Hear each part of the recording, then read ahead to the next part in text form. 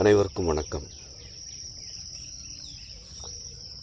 சிவபுராணம் உரை விளக்கத் தொடரின் 18ஆம் நாள் இன்று.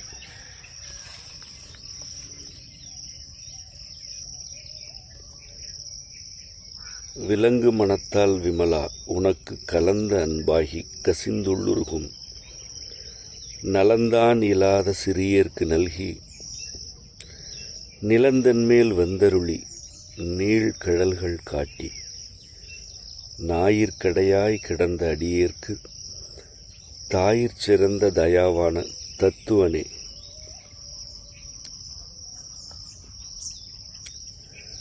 மாசற்ற சோதி மலர்ந்த மலர்ச்சுடரே, தேசனே தேனார் அமுதே சிவபுரனே, பாசமாம் பற்றறுத்து பாரிக்கும் ஆரியனே, நேச அருள் புரிந்து நெஞ்சில் வஞ்சங்கெட பேராது நின்ற பெருங்கருணை பேராரே,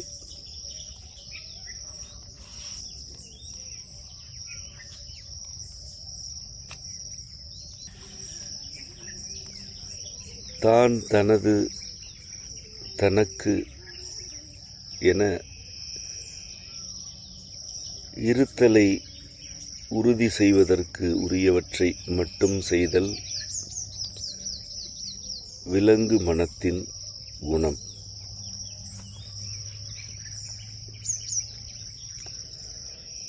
அவ்வாறு தன்னிருத்தலை தானே உறுதி செய்து கொள்கையில் அதில் அறமும் உண்டு, பாவமும் உண்டு. தன்னைத்தானே காத்து கொள்ள வேண்டும் என்பது அறம்தான், அது பாவமல்ல. தன்னைத்தானே காத்து கொள்ள வேண்டும் என்பதற்காக செய்யப்படுபவற்றில் பிறவற்றுக்கு தீங்கு துயரம் நேர்தலை தவிர்க்க இயலாது. அந்நிலையில் அதுவே பாவம் என்றும் ஆகிவிடுகிறது.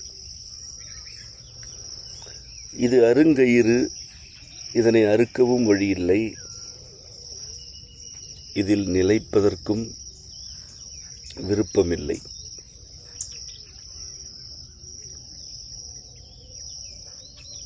என்னதான் செய்வது என்ற கேள்வியுடன்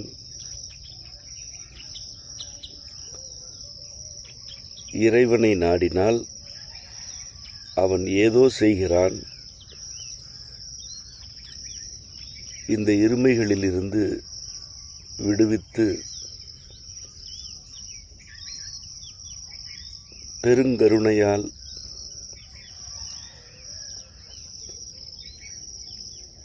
அரவணைத்துக் கொள்கிறான்.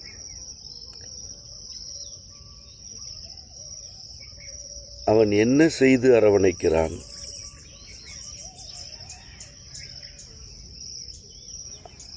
அவன் எவ்வாறு அரவணைக்கிறான் என்பவற்றை மாணிக்கவாசகர் பெருமான் அமுதத் துளிகளாக இறைவனிடமிருந்து பெற்று நமக்கும் ஊட்டிவிடும் அன்புடன் இந்த மந்திரத்தை பதிவு செய்திருக்கிறார்.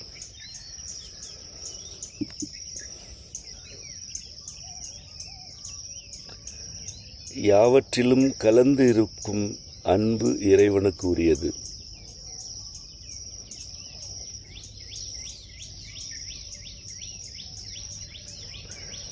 கலந்து அன்பாகி கசிந்து உள் உருகும் நலம் நம்மிடமில்லை.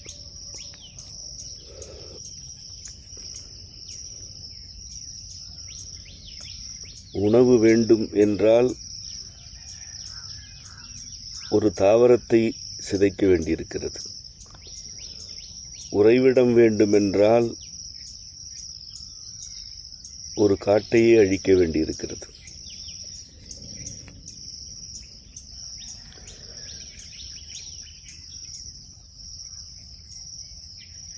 அசைவனவற்றையும் கொன்று உணவு உறைவிடம் ஆகியவற்றை உறுதி செய்ய வேண்டியிருக்கிறது.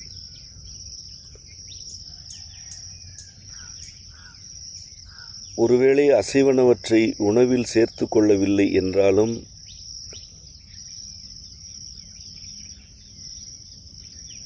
இருப்பிடத்திற்காகவும் இன்ன பிற தேவைகளுக்காகவும் அவற்றின் வாழ்விற்கு அல்லது இருத்தலுக்கு உரிய சூழலையே சிதைத்து அவற்றை கொல்லாமல் கொன்றுதான் ஒரு ஊரை கட்டியமைக்க இயலுகிறது. எவ்வாறாயினும் அழிப்புதான். நேரிடையாக செய்யவில்லை என்றாலும் கொலைதான்.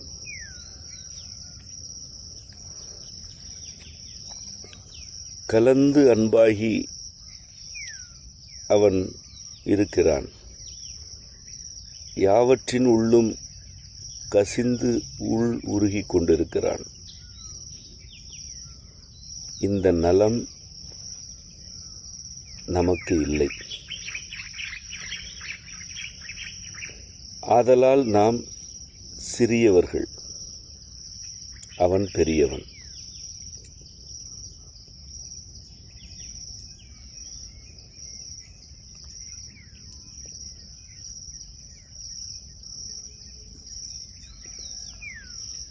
எந்நிலமும் இல்லாத சிறியேற்கு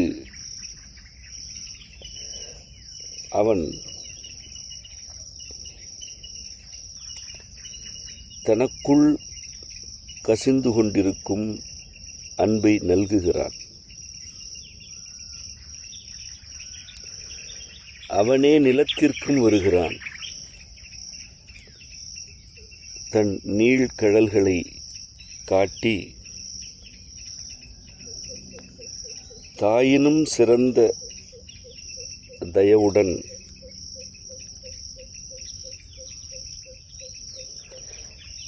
இழுத்து அணைத்துக் கொள்கிறான்.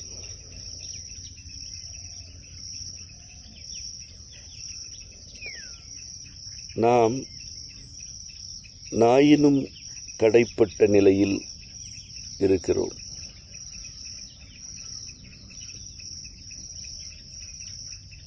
ஆனாலும் அவன்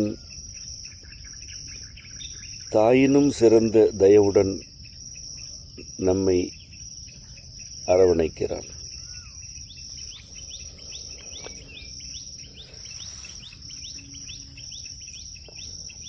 ஞாயிற்கடையேன்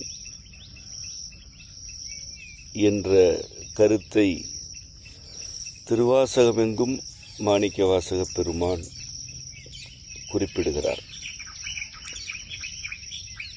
அது தன்னைத்தானே தாழ்த்திக் கொள்வதற்காக கூறப்படும் உவமை அல்ல. அவர் எதனையும் அப்படி உவமையாக கூற வேண்டும் என்று பதிவு செய்பவர் அல்லர். அவர் கூறும் ஒவ்வொன்றின் உள்ளும் ஆழ்ந்த பொருள்தான் இருக்கிறது அன்றி அழகணியாக கூற வேண்டும் என்ற முனைவு இல்லை. அதனால்தான் அது மந்திரமாக இருக்கிறது. நாய் ஒரு விலங்கு. அந்த விலங்கு இருமைகளுக்கு ஆட்பட்டு உழலும் நிலையில் இருக்கிறது.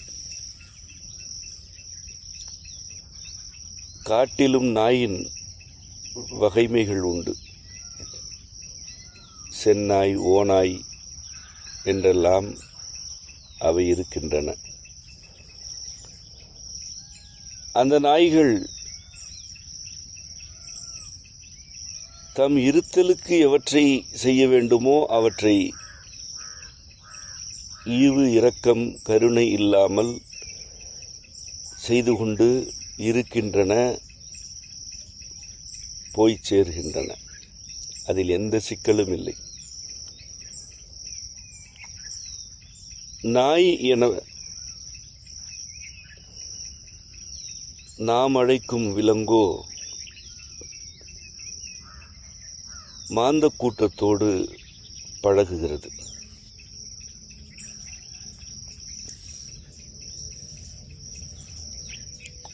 அது மாந்தரை சார்ந்திருக்கிறது. அவர்களிடமிருந்து உணவு பெறுகிறது, இருப்பிடம் பெறுகிறது, பாச உணர்ச்சியை பெறுகிறது. ஆனால் அது ஒரு விலங்கு. தன் இருத்தலை தானே தக்கவைத்துக் கொள்ள வேண்டும் என்ற செறிந்த அடர்ந்த குணம் அதற்கு உண்டு. அவ்வாறு இருத்தலை தக்க வைத்துக் கொள்வதற்காக எதையும் செய்யலாம் என்ற குணம் அதற்கு உள்ளே இருக்கிறது. ஆயினும் ஓர் ஓநாய் என்ன செய்கிறதோ அதனை இந்த நாய் செய்வதில்லை.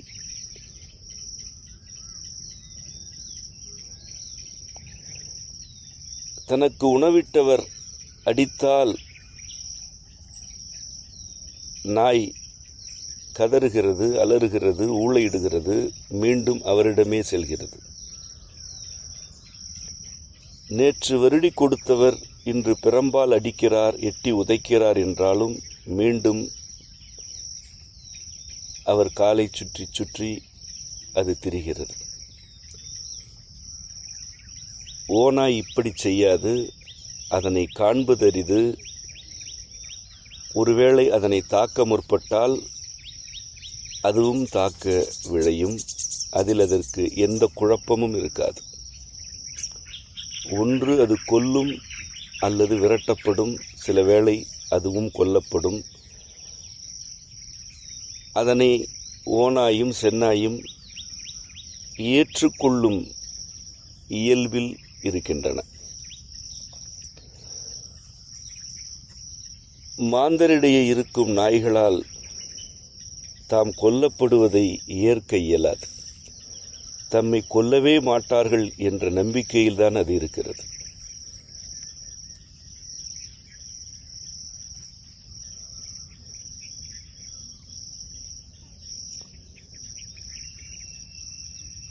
நாய்கள் நன்றி உணர்ச்சியை வெளிப்படுத்த வேண்டிய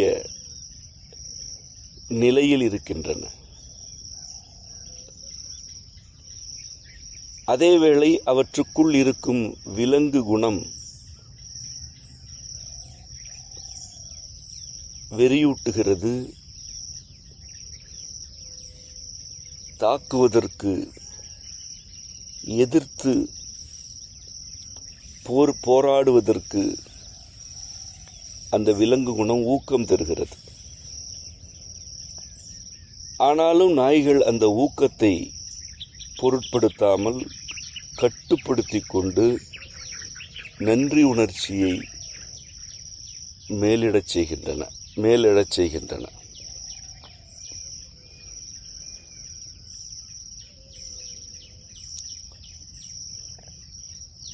செந்நாய்களுக்கும் ஓநாய்களுக்கும் இன்ன பிற விலங்குகளுக்கும் கடப்பாடு ஏதுமில்லை. ஒருவர் நமக்கு இதனை செய்கிறார், அவருக்கு நாம் வேறு செய்ய வேண்டும் என்பது கடப்பாடு எனப்படும். அதற்கு இன்னும் பல பொருள் உண்டு. ஆயினும் இதுதான் அதற்கு உரிய அடிப்படை கருத்து.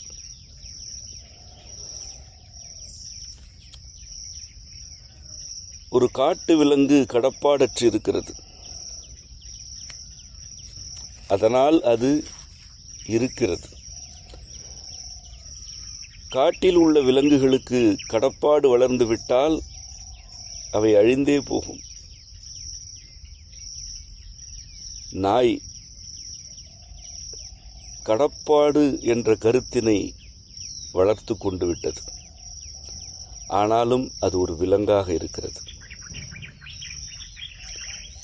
இது இருமையின் கொடுமை. இந்த நிலையில்தான் மாணிக்கவாசகப் பெருமான் தன்னை ஞாயிற்கடையேன் என்று அழைத்துக் கொள்கிறார்.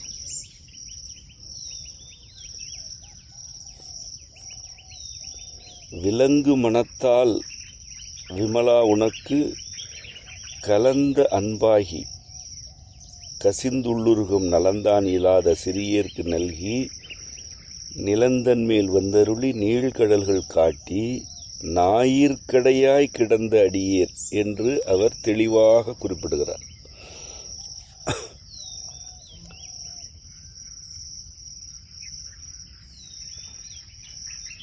நாய்ப்படும் பாடுகள் ஒரு வரையறைக்குள் அடங்காதவை. அவை இந்த கூட்டத்தில்தான் இருக்க வேண்டும். இந்த கூட்டம் அவற்றை கொஞ்சும், அவற்றோடு பழகும், ஓர் எல்லையில் நிறுத்தும், சில செயல்களை அவற்றிடமிருந்து எதிர்பார்க்கும். அந்த எதிர்பார்ப்புகளில்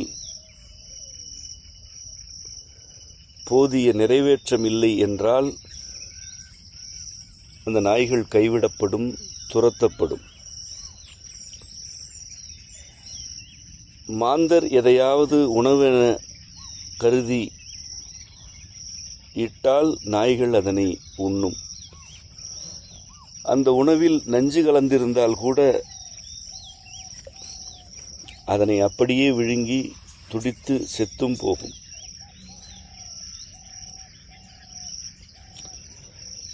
கடப்பாடற்ற ஒரு விலங்கிற்கு நஞ்சு கலப்பது மிகவும் கடினம்.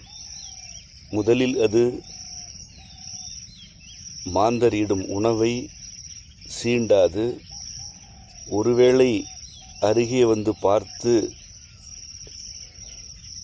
அதில் மாறுபாடு இருக்கிறதோ என்ற ஐயம் வந்தால் கூட அதனை விலங்குகள் உண்ணாமல் திரும்பிச் செல்லும். அவற்றையும் ஏய்க்கும் திறன் மாந்தர்க்கு உண்டு. ஆயினும் ஒரு காட்டு விலங்கை நஞ்சிட்டு கொள்வது மிக கடினம். நாய்கள் அவ்வாறானவை அல்ல.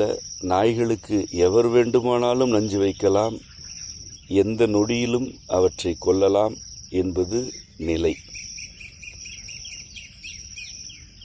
ஆனாலும் நாய்கள் மாந்தரோடுதான் இருக்கின்றன. அவர்கள் சிரிக்கும்போது அவையும் கழிக்கின்றன, அவர்கள் அழும்போது அவை கலங்குகின்றன, அவர்கள் எட்டி உதைக்கும்போது துடித்து ஓடுகின்றன. சில வேளைகளில் அவற்றாலேயே பொறுத்து கொள்ள இயலாத சினம் எழுந்தால் கடிக்கின்றன. அதற்கு அவை கொடுக்கும் விலை பெரிதினும் பெரிது.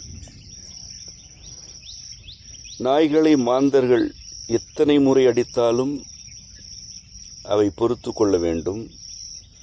நாய் ஒரு முறை கடித்தால் மாந்தரால் அவற்றை பொறுத்து கொள்ள இயலாது. இவ்வளவு கடப்பாடுகளுடன் நாய்கள் அலைந்து திரிகின்றன. அவற்றை அப்படியே ஏற்றுக்கொள்ளவும் இயலாது, புறந்தள்ளி விடுவதற்கும் வாய்ப்பற்று இருக்கிறது.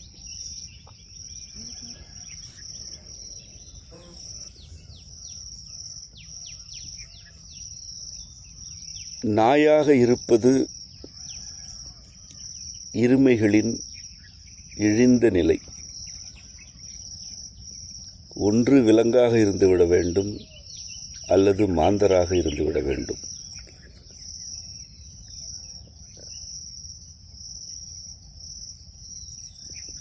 சார்ந்து இருந்து கடப்பாடுகளுக்கு ஆட்பட்டு தன் இருத்தலை தான் தக்க வைத்துக் கொள்வதற்காக கூட எதுவும் செய்ய வாய்ப்பற்ற நிலை நாய்களுக்குரியது.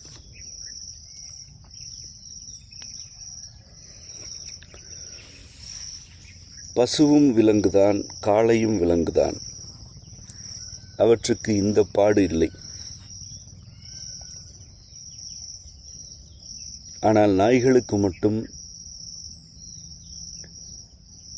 இவ்வாறான சார்புத்தன்மைக்கு உரிய கடப்பாடுகள் மிகுதியாக இருக்கின்றன.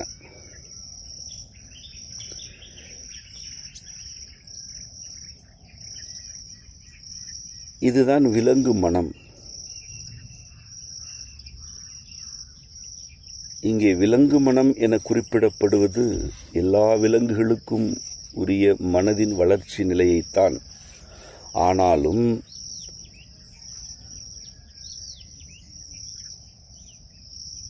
நாய்க்கு உரிய மன வளர்ச்சியில் இருமைகள் இழிந்து கிடக்கின்றன என்பதனை அழுத்தமாக மாணிக்கவாசக பெருமான் பதிவு செய்கிறார். இந்த அடிப்படையிலிருந்துதான் ஞாயிற்கடையேன் ஞாயிற்கடையேன் என்று அவர் தன்னை கூறிக்கொண்டார்.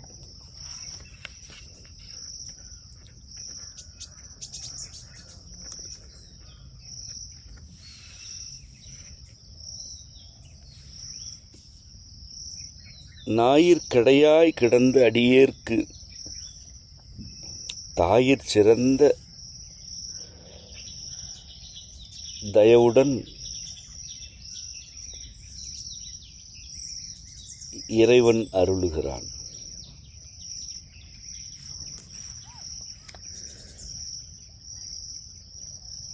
அந்நிலையில் அவனை அவர் தத்துவனே என்கிறார்.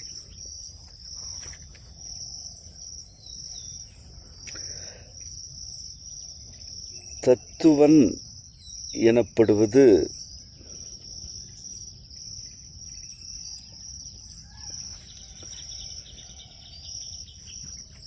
தத்துவமாக இருப்பவன் என்ற பொருளில் என்பதை நாம் அறிவோம்.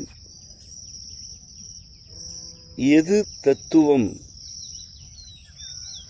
என்பதற்கு உரிய விளக்கம் இந்த சொல்லிற்கு உள்ளேயே பொதிந்திருக்கிறது. தத்தம் என்றால் அவரவருக்கு உள்ளிருக்கும் என்று பொருள். தத்தம் மனத்தன பேச என மாணிக்கவாசகர் குறிப்பிடுவார். தத்தம் என்ற சொல் வழக்கு இன்றும் இருக்கிறது.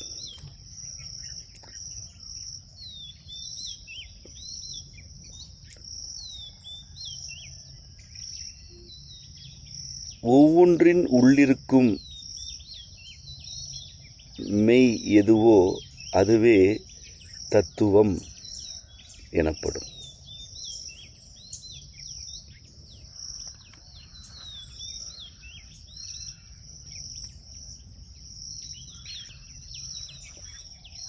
பொருட்கள் பல உள்ளன, உயிரின கூட்டம் பலவாறு இருக்கிறது. ஒவ்வொன்றின் உள்ளும் அவற்றுக்குரிய தனித்தன்மைகள் இருக்கின்றன.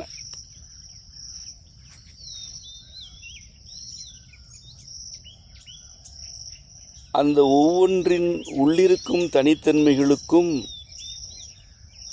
ஓர் உறவு இருக்கிறது. அதுதான் மாயைகளுக்கு அப்பால் இருக்கும் மெய்மை.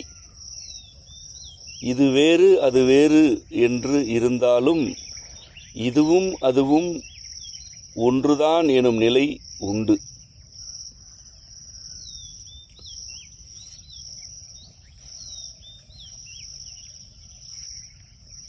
அந்த தனித்தன்மைகள் யாவற்றையும் எது ஒருங்காக கொண்டிருக்கிறதோ அது தத்துவம்.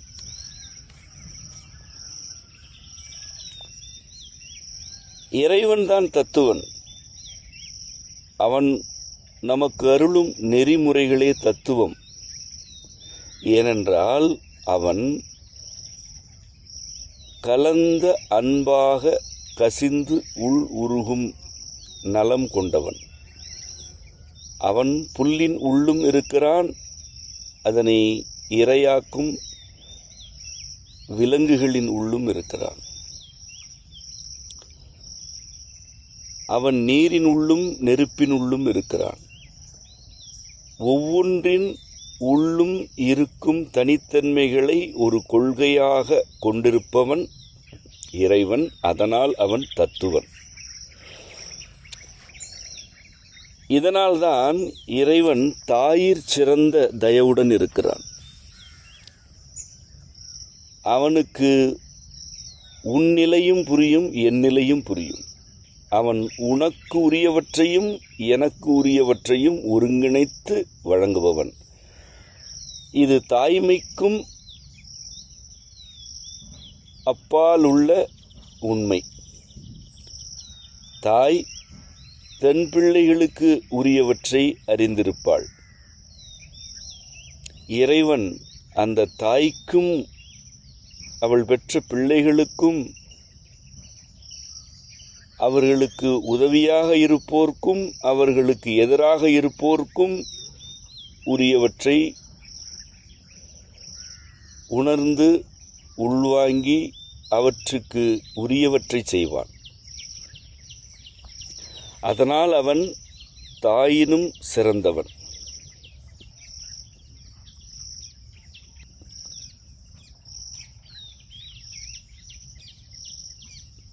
நாயிற்கு கீழ்நிலையில் இருக்கும் அடியவர்கள் யாவர்க்கும்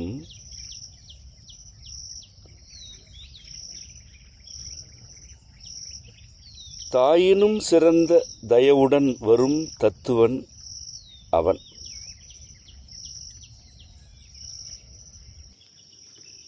எதனை செய்ய வேண்டும், எதனை செய்யக்கூடாது என்ற கலக்கம், அச்சம், பதட்டம் எழுந்து கொண்டே இருக்கிறது. தன் இருத்தலுக்கு உரியவற்றை செய்வதா அல்லது பிறர்க்காக அவற்றை விடுவதா என்ற கேள்வி எழுகிறது. தன் இருத்தலை தானே காத்து கொள்ளலாம் என்று இருக்கையில் பிறர்க்கு எதிராக மாறாக சிலவற்றை செய்ய வேண்டியிருக்கிறது. அது பாவம் என்று ஆகிறது. என்னதான் செய்வது என்ற கேள்விக்கு எந்த மனிதராலும் விடையளிக்க இயலாது என்பது உண்மை. ஆனால் இறைவன் யாவற்றின் உள்ளும் இருக்கிறான். அவன் தத்துவம் என்றிருக்கிறான். நீ எதனை நன்மை என கருதுகிறாயோ அதன் உள் அவன் இருக்கிறான். எதனை தீமை என கருதுகிறாயோ அதன் உள்ளும் அவன் இருக்கிறான். இது உனக்கு நன்மை, பிறர்க்கு தீமை. இது உனக்கு தீமை, பிறர்க்கு நன்மை. இந்த இரண்டையும் ஒருங்காக கொண்டு அவன் தத்துவம் என இருக்கிறான். அவன் உன்னை உன் தாயினும் மேலாக அரவணைக்கிறான். உன் தாயினும் சிறந்த தயவு உன் மீது அவனுக்கு இருக்கிறது.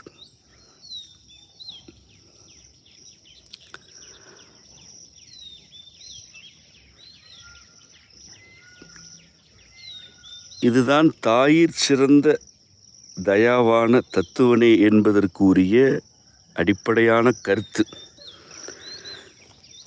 இத்தோடு இது நிறைவடையவில்லை. அவர் இன்னும் நமக்கு விளக்கங்களை முன்வைக்கிறார்.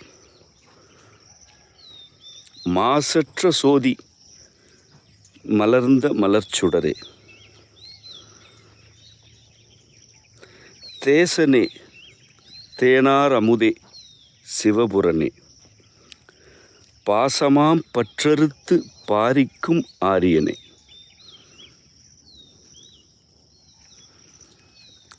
நேச அருள் புரிந்து நெஞ்சில் வஞ்சங்கெட பேராது நின்ற பெருங்கருணை பேராரே,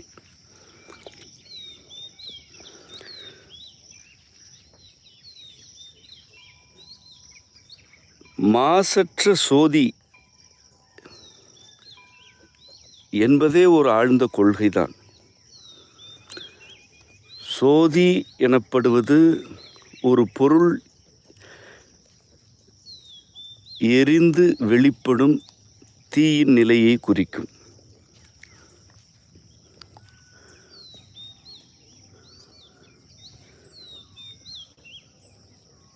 ஒரு விளக்கு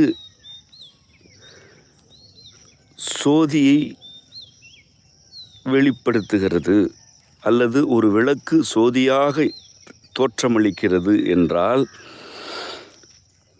அவ்விளக்கில் உள்ள திரியும் நெய்யும் எரிகின்றன என பொருள்.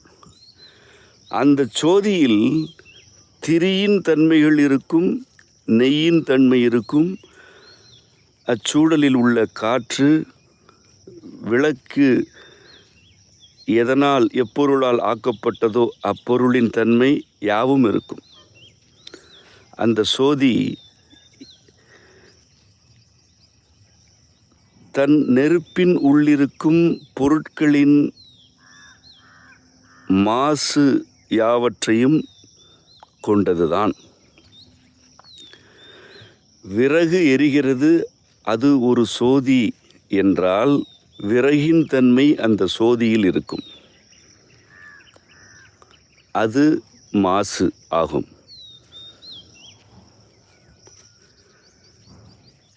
இறைவன் மாசற்ற சோதி.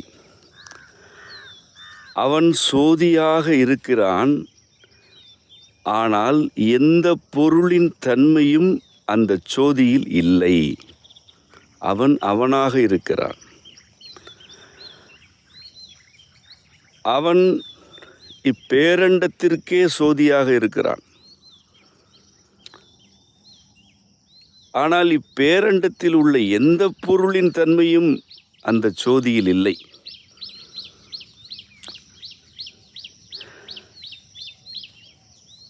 இறைவன் எந்நிலையிலும் எக்காலத்திலும் எவ்வடிவிலும் தன் நிலையிலிருந்து விலகாதவன். ஏனென்றால் அவன் தத்துவன். எல்லா பொருட்களின் உள்ளும் இருக்கும் உட்பொருளாக அவனே இருக்கிறான். எந்த பொருளின் தன்மையையும் அவன் வாங்கிக் கொள்வதில்லை. எப்பொருளின் தன்மைக்கும் அவன் ஆட்படுவதில்லை.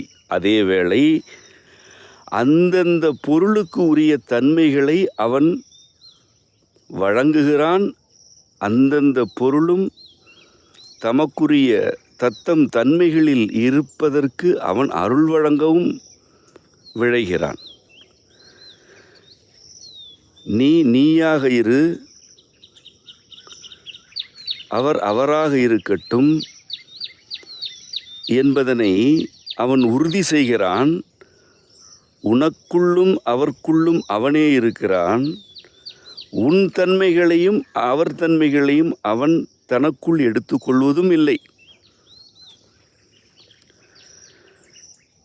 வடிவம் கொண்ட ஒரு பொருள் யாவற்றிலும் கலந்திருக்கிறது என்றால் அந்த யாவற்றின் தன்மைகளையும் அவ்வாறு கலந்திருக்கும் பொருள் தனக்குள்ளும் எடுத்துக்கொள்ளும். ஆனால் இறைவன் ஆக்கம் அளவு இறுதி இல்லாதவன். அதனால் அவன் எல்லா பொருட்களின் உள்ளும் இருக்கிறான். ஒவ்வொரு பொருளுக்கும் உரிய தனித்தன்மைகளை வாரி வழங்குகிறான். எல்லா பொருட்களின் தனித்தன்மைகளையும் ஓர் ஒருங்காக கொண்டும் இருக்கிறான். அவன் சோதியாக எழுகிறான். அந்த சோதியில் எந்த பொருளின் தன்மையும் இல்லை. அவன் அவனாக மட்டும் இருக்கிறான்.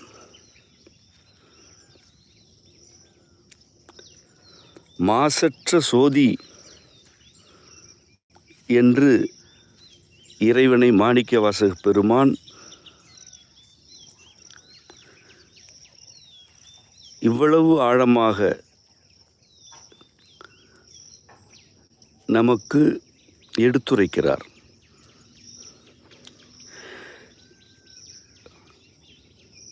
மலர்ந்த மலர்ச்சுடரே. மலர் எனப்படுவது பூ எனும் பொருளின் பெயர் சொல். ஆயினும் எது மல்குகிறதோ அது மலர். அடுக்கடுக்காக ஒரு பொருள் பெருகுகிறது, வளர்ச்சியடைகிறது என்றால் அது மலர். மல்குவது மலர். பூக்களில் எவையெல்லாம் அடுக்கடுக்கான இதழ்களுடன் இருக்கின்றனவோ அவை எல்லாமே மலர் என அழைக்கப்படுகின்றன. மலர் எனும் சொல் பூவை மட்டும் குறிப்பது அல்ல.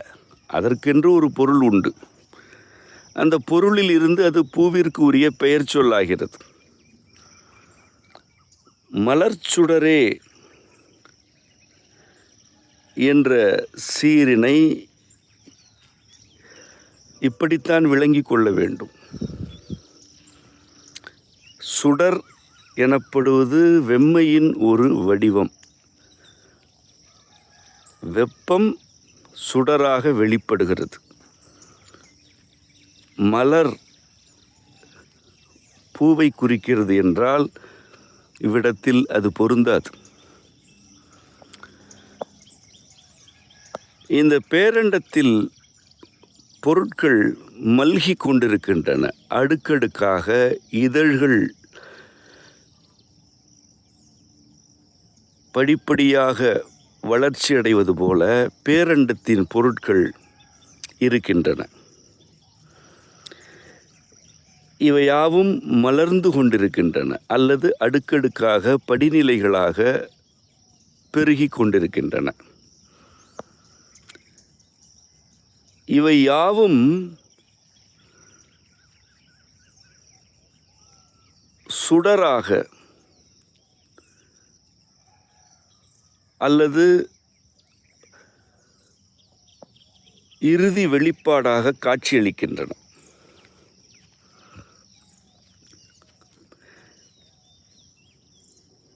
பூதங்கள் 5. ஆகாயம் அதில் முதல் பூதம். இந்த ஆகாயம் காற்று என்ற 2ஆம் பூதம் ஆகிறது. ஆகாயமும் இருக்கிறது, காற்றும் இருக்கிறது. காற்று வெப்பமாகிறது, காற்றும் இருக்கிறது, வெப்பமும் இருக்கிறது. ஒன்று இன்னொன்றாக மாற்றம் அடைகிறது. மாற்றம் அடைவதனால் அந்த ஒன்று அழிந்து போவதில்லை. அதுவும் இருக்கிறது, அடுத்ததும் இருக்கிறது. இப்படி ஒவ்வொன்றாக மல்கி மல்கி அடுக்கடுக்காக இந்த பேரண்டம் விளைகிறது. வடிவம் கொண்ட அல்லது உருவம் கொண்ட பொருட்களின் இயல்பு என்னவென்றால், ஒன்று இன்னொன்றாக மாற்றமடைகிறது என்றால் முதலில் எழுந்த ஒன்று இருக்காது, அது இன்னொன்றாக ஆகிவிட்டது. இறைவன் அப்படிப்பட்டவன் அல்லன். அவன் அடுத்தடுத்த வடிவங்களாக மாற்றம் அடைகிறான். ஒன்று இன்னொன்றாகிறது, இன்னொன்று மற்றொன்றாகிறது. இவ்வாறு கோடி கோடி கோடி என்று வியக்கத்தக்க அளவில் பொருட்கள் மல்குகின்றன, மலர்கின்றன. எவ்வளவு மலர்ந்தாலும் அவை யாவற்றின் மேலெழும் சுடராக இறுதி நிலையிலும் அவன் இருக்கிறான். ஆகாயம் தன் இறுதி நிலையில் நிலமாகிறது. ஒரு மலரின் அடுக்கு போல் 5 பூதங்கள் இருக்கின்றன. இறைவன் நிலமாகவும் இருக்கிறான். தீயின் வெளிப்பாடு அல்லது இறுதி தோற்றம் சுடர். இந்த பேரண்டத்தில் உள்ள ஒவ்வொரு பொருளும் அடுத்தடுத்த நிலைகளை அடைந்தாலும் இறுதி நிலையாகவும் ஒரு சுடர்போல் இருப்பவன் இறைவன். ஏனென்றால் எல்லா நிலைகளிலும் அவன் அவனாக இருக்கிறான். அவன் எவ்வளவோ விளைவுகளை அருளுகிறான். எல்லா விளைவுகளின் உள்ளும் அவன் இருக்கிறான். எந்த விளைவிற்கும் அவன் ஆட்பட்டு விடுவதில்லை. அவன் அவனாகவே இருப்பதனால்தான் இவ்வளவு விளைவுகளை அவன் நல்கிக் கொண்டே இருக்கிறான்.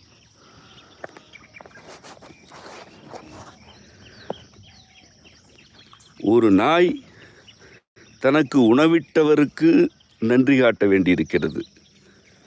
அதனாலேயே தன் இயல்புகளை அது தனித்து கொண்டு அவருடைய கொஞ்சலுக்கு கழித்தும் அவருடைய கோபத்திற்கு அஞ்சியும் தன் இருத்தலை தக்க வைத்துக் கொள்கிறது. இந்த நாயினும் கடை நிலையில் இருப்பவன் என்று மாணிக்கவாசகர் தன்னை கூறிக்கொண்டார்.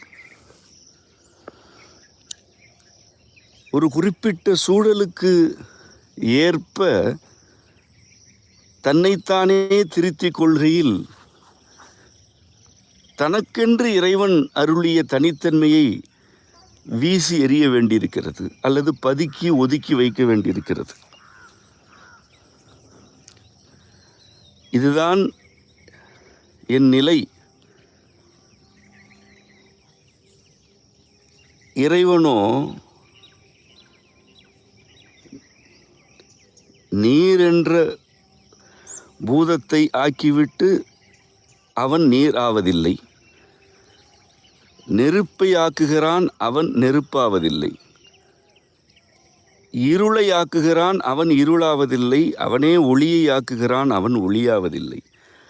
அவனே அணுக்களை ஆக்குகிறான், அவன் அணு ஆவதில்லை. அவனே செடிகளை ஆக்குகிறான், கொடிகளை ஆக்குகிறான், பறவைகளை, பாம்பை, இன்ன பிற உயிரினங்களை ஆக்குகிறான். எதுவாகவும் அவன் ஆவதில்லை. அவன் அவனாக இருக்கிறான், அவன் தத்துவனாக இருக்கிறான். அதனால் அவன் மாசற்றவனாக இருக்கிறான். நான் ஞாயிற்கடையேன் என்று உணவிட்டவருக்கும் இருப்பிடம் தந்தவருக்கும் கடப்பாடு கொண்டவன் என்று இருக்கிறேன். என் ஐயனோ யாவுமாக ஆகி ஏதொன்றுக்கும் ஆட்படாத தன்மையனாக இருக்கிறான். அவன் எங்கே இருக்கிறான், நான் எங்கே இருக்கிறேன்? ஆயினும் நாயினும் கடையேன் என்று இருந்த எனக்கு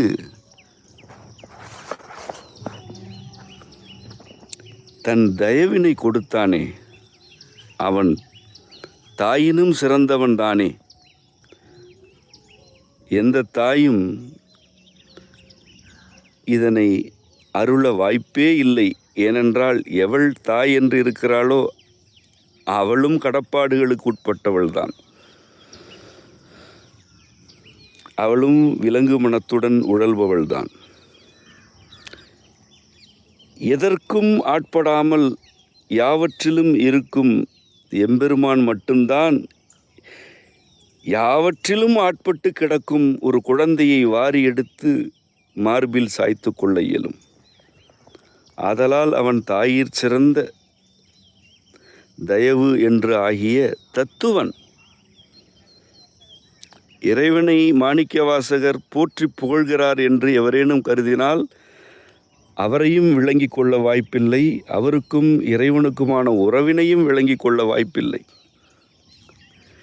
இறைவன் எப்படிப்பட்டவன் என்ற உண்மையை எடுத்துரைக்கிறார். அதனால் ஒவ்வொரு கருத்துக்கும் உரிய சொல்லை அவர் வழங்கியிருக்கிறார். அந்த சொற்களை பொருளுணர்ந்து கற்போர் சிவபுரத்துக்குள் நுழைவர் என்று தெளிவாகவும் அவர் இதனால்தான் கூறினார்.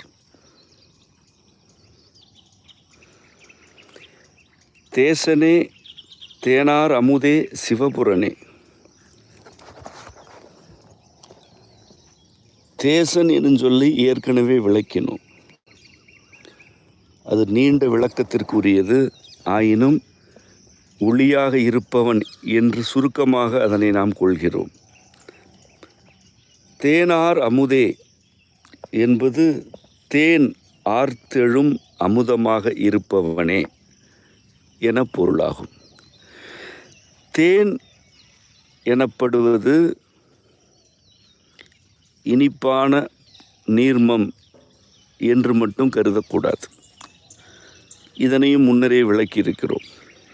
இனிப்பானது, அது ஒரு நீர்மம் என்பவையெல்லாம் தோற்றம் குறித்த கருத்துகள்.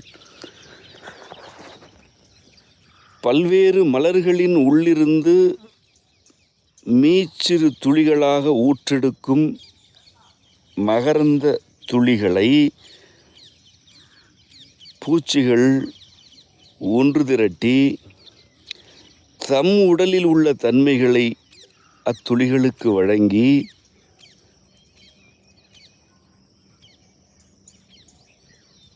நிறைவான ஒரு வடிவத்தை கட்டமைக்கின்றன. அந்த நிறைவான வடிவம்தான் தேன். பூக்களிலிருந்து ஊற்றெடுப்பது தேன் அல்ல. அவ்வாறு ஊற்றெடுப்பவை யாவற்றையும் ஒன்று திரட்டி ஓர் அடையாக்கி அவை நீண்ட காலத்திற்கு செறிவாக நிலைத்திருக்கும் தன்மை பெற்ற பிறகு இருப்பதுதான் தேன். பூக்களில் ஊற்றெடுப்பது கோது என்றும் கள் என்றும் தெளிவாக நம் இறைத்தமிழில் வழங்கப்பட்டது. பூக்களில் ஊற்றெடுப்பது கள், மது, கோது ஆகிய சொற்களால் வழங்கப்பட்டது. அவை ஒன்று திரட்டப்பட்டு நிலைநிறுத்தம் செய்யப்பட்டு நிறைவான பின்னர் தான் அது தேன்.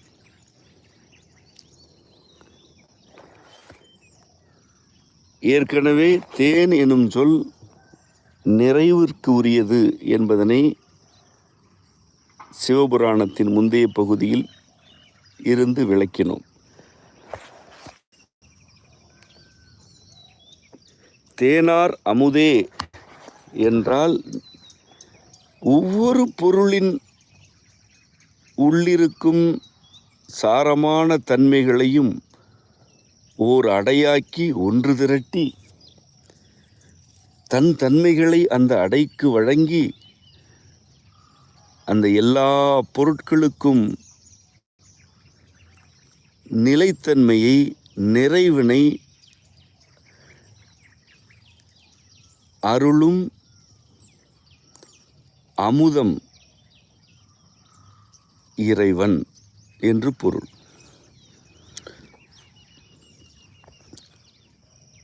ஒவ்வொரு மாந்தருக்கு உள்ளிருக்கும் தனித்தன்மைகளை துளி துளியாக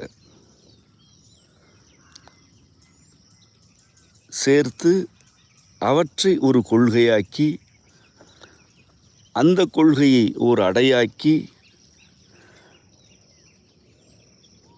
தன் தனித்தன்மைகளை அவற்றுக்கு ஊட்டி ஊட்டி வளர்த்தெடுத்து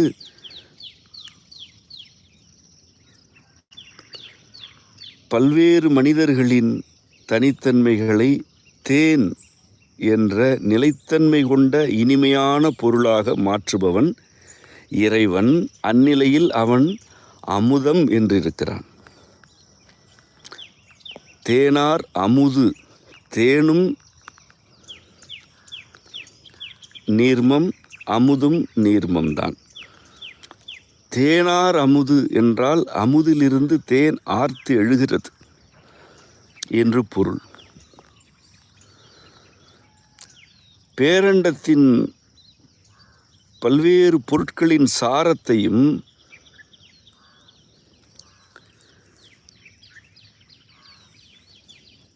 அமுதம் என்று கூறுவது நம் இலக்கணம்.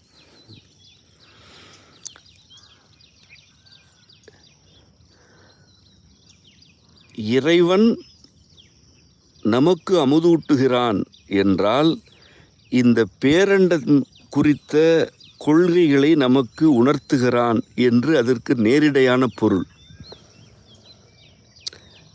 ஒவ்வொரு பொருளின் உள்ளிருக்கும் தனித்தன்மைகளை ஐம்புலன்களால் அறிந்து கொள்ள இயலாது. அவனே சிந்தையுள் நின்று அமுதாக ஊற்றெடுத்து உணர்த்துவான். இதுதான் இறைவன் அமுதூட்டும் தன்மை.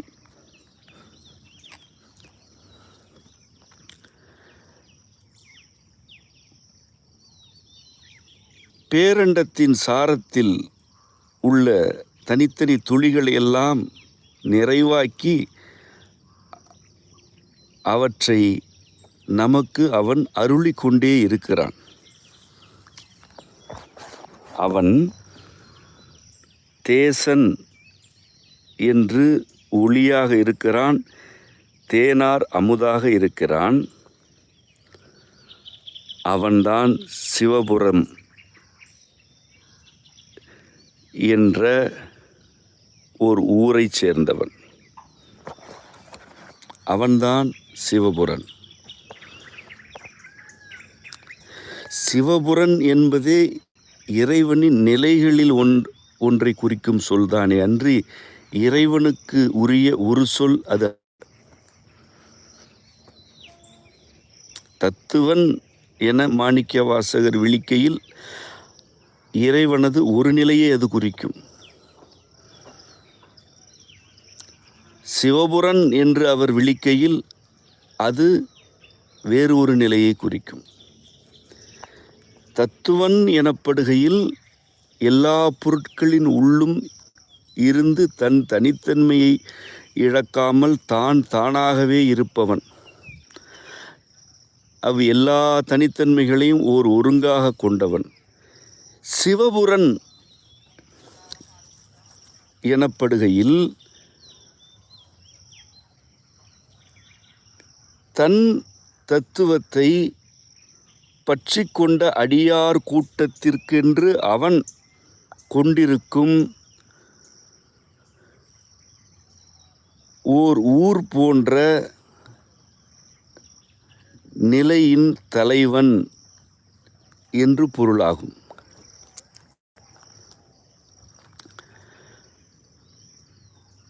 அவன் எவரையெல்லாம் தன் அடியார் என்று ஏற்றுக்கொள்கிறானோ அவரெல்லாம் எந்த ஊரில் எந்த நிலையில் எந்த காலத்தில் இருந்தாலும் சிவபுரம் எனும் தன் அரவணைப்பிற்கு உட்பட்ட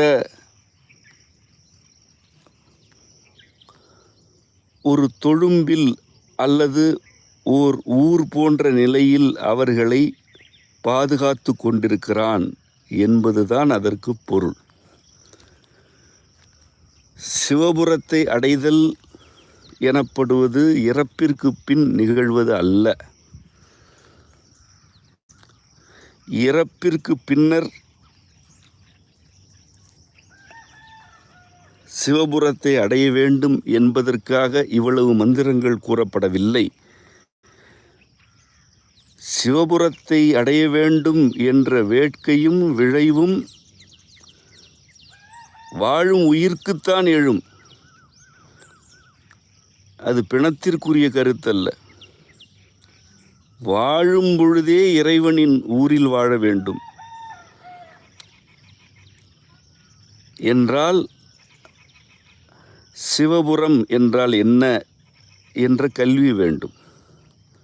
அந்த கல்விதான் சிவபுராணம் எனும் இம்மந்திரத்தின் சாரம்.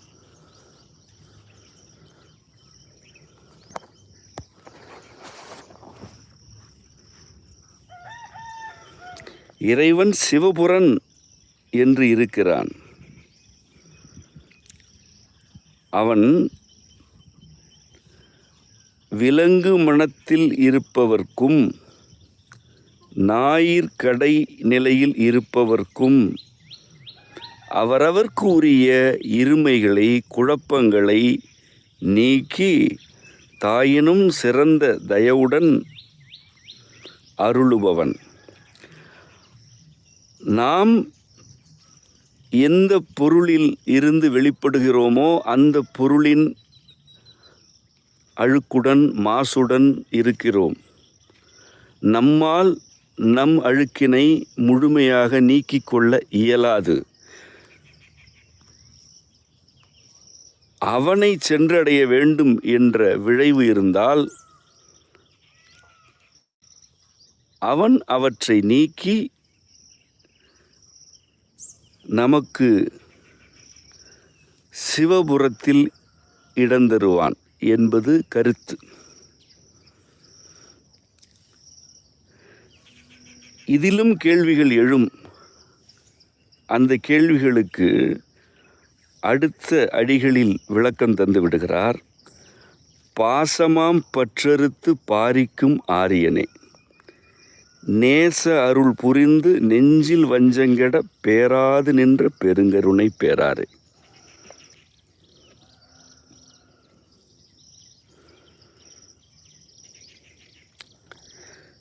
நெஞ்சில் வஞ்சங்கெட வேண்டும். அதுதான் அடிப்படையான வேண்டுதல். அறஞ்செய்து வாழ்கையிலும் அறத்திற்கு எதிராக நிற்பவர்களை எதிர்க்கும் பொழுதும் அழிக்க துடிக்கும் பொழுதும் வஞ்சம் எழுந்து விடுகிறது.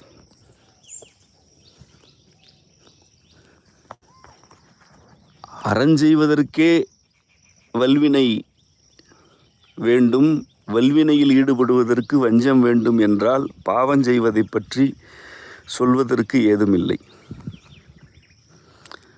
நமக்கு இருப்பதோ விலங்கு மனம்.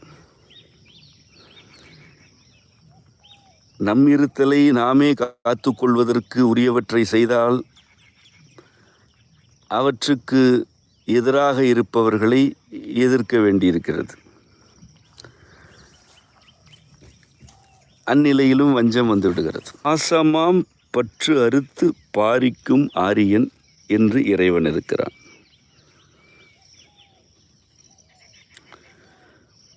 நேச அருள் புரிந்து நெஞ்சில் வஞ்சத்தை கெடுக்கிறான். இறைவன் நேச அருள் புரிந்து வஞ்சத்தை கெடுக்கிறான். நமக்கு ஏன் வஞ்சம் எழுகிறது? பாசம் என்னும் பற்றினால் எழுகிறது.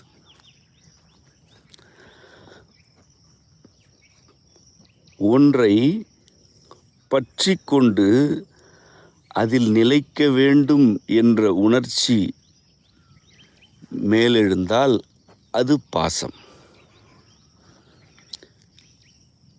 பாசி என்பது ஒரு தாவர வகை.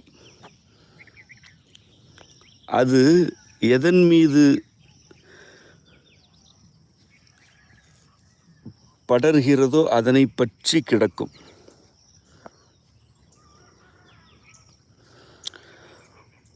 பாறை மீது பாசி படர்கிறது என்றால் பாறையை பற்றி கிடக்கும். அதற்கு தனியே வேர்க்கால்கள் வளர்ச்சி அடையாது.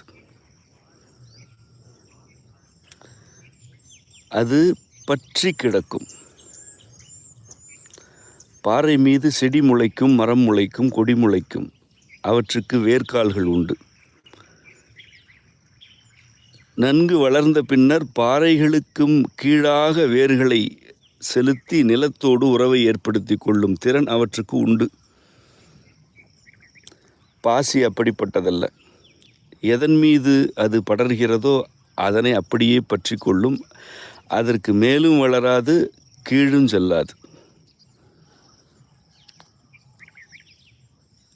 ஈரப்பதம் உள்ள சூழலில் நேரடி வெயில் படாத நிலையில் அது வளரும். வெயில் பட்டால் மறைந்து போகும். ஆனாலும் புறச்சூழல் மாறுபாடடைந்தால் மறைந்து போகும்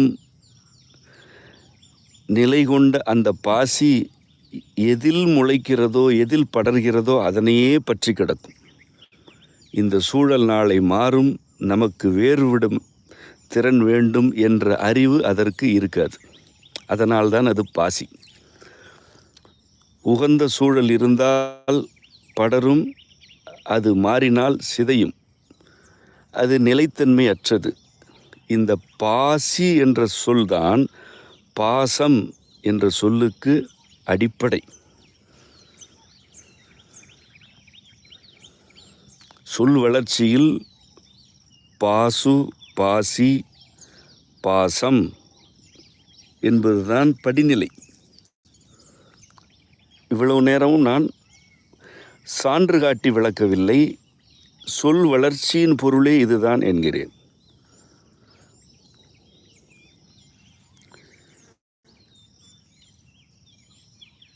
மாந்தருக்கு பாசம் இருக்கிறது.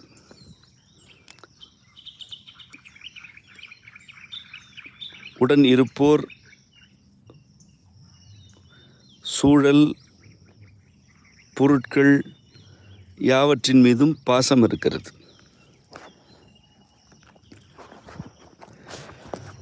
அது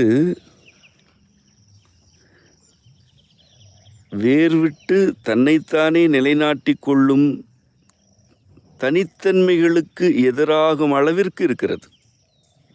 அங்குதான் அது பற்று என்று ஆகிறது.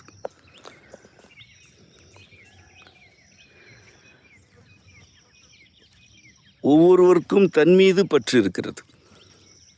தன்னைத்தானே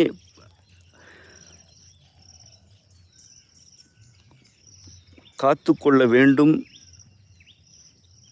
என்ற எண்ணத்தில், தனக்கு ஏதும் நிகழ்ந்துவிடக்கூடாது என்ற அச்சத்தில் மிகுதியானால் அது தன் பற்றாகிவிடும்.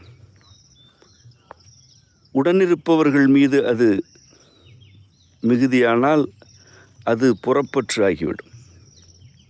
எவ்வாறாயினும் பற்று இருக்கிறது.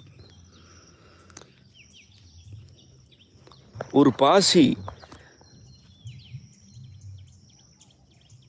பாறையின் முழு பரப்பிலும் வளர வேண்டும் என்றால் அந்த முழு பரப்பிற்கும் உரிய குளிர்ச்சி, ஈரப்பதம் வேண்டும். ஒரு பாறையின் ஒரு சிறு பகுதியில் மட்டும் ஈரக்கசிவு இருக்கிறது என்றால் அங்கு மட்டும்தான் அது வளர்ச்சி அடையும். அதே பாறையின் அடுத்த அங்குலத்தில் அது படராது, வளராது. பாசத்திற்கு இவ்வளவுதான் எல்லை. ஒருவர் தன் மீது பாசம் கொள்ளலாம், தன் உடன் இருப்பவர்கள் மீது பாசம் கொள்ளலாம். அவ்வளவுதான் எல்லை. ஏனென்றால் அது பாசம், அது பற்று. ஒருவர் சில பொருட்களின் மீது பற்று கொள்ளலாம், சில மனிதர்கள் மீது பற்று கொள்ளலாம். பலவற்றை பற்றி இருப்பதற்கு வாய்ப்பே இல்லை. ஏனென்றால் அது பற்று. பற்று என்றாலே ஒரு சிலவற்றில் பிடிப்புடன் இருப்பது தானே அன்றி பறந்து விரிந்த தளத்தில் அக்கறை செலுத்துவது அல்ல. இந்த பற்றினை அறுத்து இறைவன் பாரிக்கிறான். பார் என்ற சொல் உலகத்தை குறிப்பது. பாரித்தல் எனப்படுவது உலகளாவி இருத்தல், உலகளாவி எழுச்சி அடைதல் என்பது அச்சொல்லுக்குரிய பொருள்.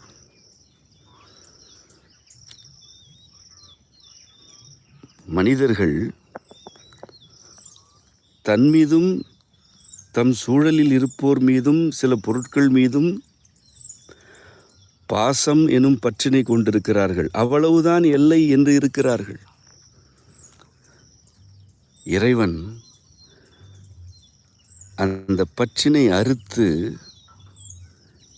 பார் முழுவதும் நீ எழுச்சி அடைவாய் என்று அழைத்துச் செல்கிறான்.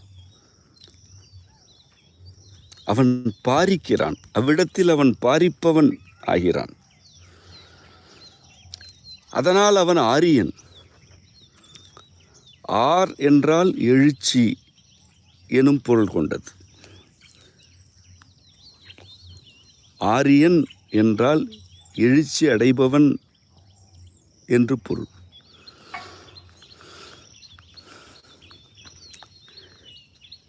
இமயம் கடலுக்கு உள்ளிருந்து மேலெழுந்து எழுச்சி அடைந்த மலை. அதனால்தான் அதற்கு இமை என்றே பெயர் சூட்டப்பட்டது. மேலிருந்து விழியை காப்பது இமை. கடல் உள்ளிருந்து மேல் வளர்ந்து எழுச்சியாக நின்று இந்த நிலப்பரப்புக்கு இமை போல் இருப்பதனால்தான் அதற்கு இமயம் என்று நம் முன்னோர் பெயர் சூட்டினர். அந்நிலப்பகுதியில் இருந்த மாந்தர் ஆரியர் என அழைக்கப்பட்டனர். அது நிலப்பரப்பின் இயல்பினால் அமைந்த பெயரை அன்றி அந்த பெயருக்கென்று வேறு சிறப்புகள் எதுவும் இல்லை. இறைவன் ஆரியன், ஏனென்றால் அவன் ஆர்த்து எழுபவன்.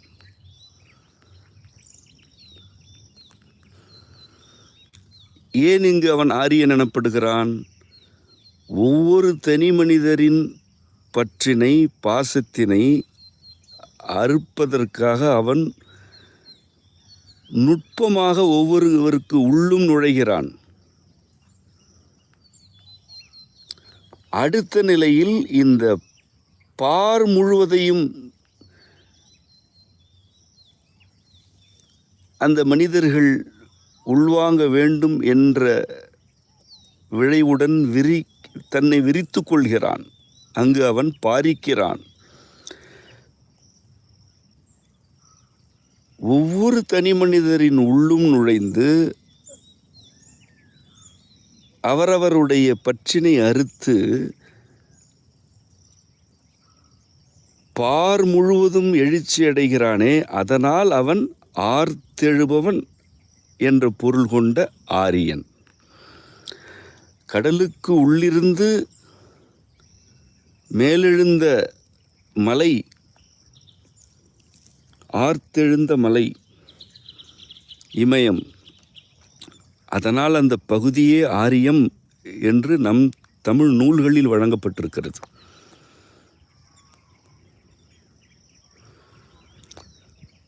ஒரு தனி மனித பற்றினை அறுப்பவன் அங்கேயே சிக்கிவிடுவானோ என்று எண்ணுகையில் இல்லை, அவனும் ஆர்ப்பரித்து மேலெழுகிறான். அந்த மனிதர்களையும் ஆர்ப்பரித்து மேலெழச் செய்கிறான்.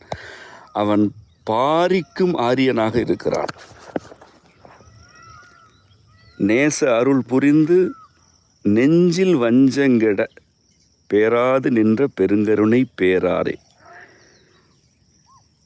நேசம் என்பது பாசம் எனும் கருத்துக்கு நேர் எதிரானது.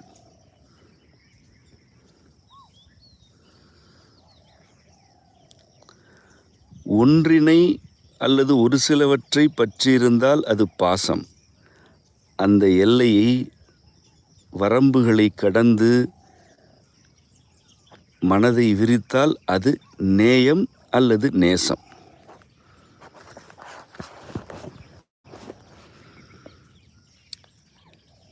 ஒரு வரம்பிற்கு உட்பட்டு பற்று கொண்டிருத்தல்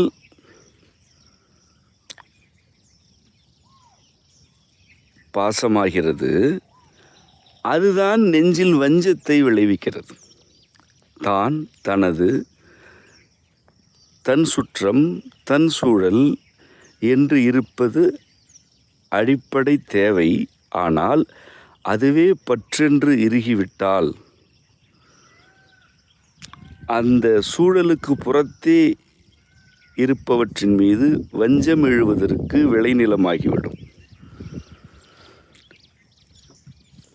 அவ்வரம்புகளை கடந்து நேயம் விரிவடைகையில் நெஞ்சில் உள்ள வஞ்சம் கெடும்.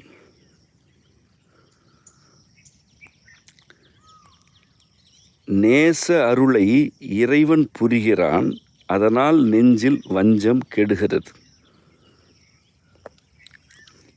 இதற்குரிய விளக்கம் அடுத்த வகுப்பில் இடம்பெறும். இத்துடன் இன்றைய பாடம் நிறைவடைகிறது. உங்கள் அனைவருக்கும் அம்மையப்பர் அருள் நிறைவதாக. நன்றி.